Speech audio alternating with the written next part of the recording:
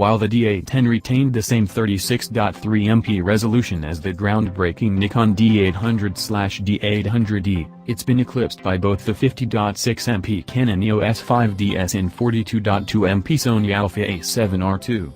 The D850, though, gets an all-new 45.4MP full-frame back illuminated sensor, BSI, which is a hefty increase in pixels over the D810, and only marginally behind the 5DS. The D850 sports a new 0.75x optical viewfinder, that's the largest magnification factor ever on an FX Nikon DSLR, and also a touch bigger than the 0.71x viewfinder on the 5DS.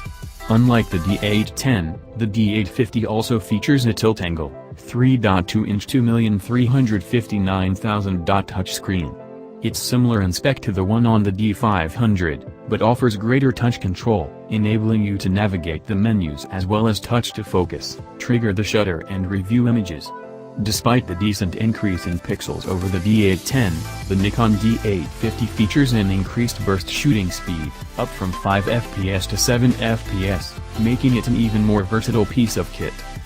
Furthermore, attach the optional MBD18 battery grip to the D850 with a large NEL18B battery, as used in the D5, insert it, and that rate will increase to 9 fps.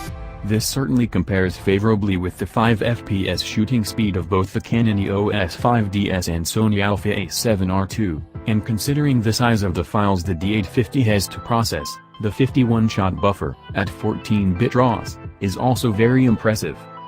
The D850's standard battery is the NEL15, it's the same power pack used by the D810, but Nikon has managed to squeeze even more life out of the battery here to deliver a staggering 1840 shot life.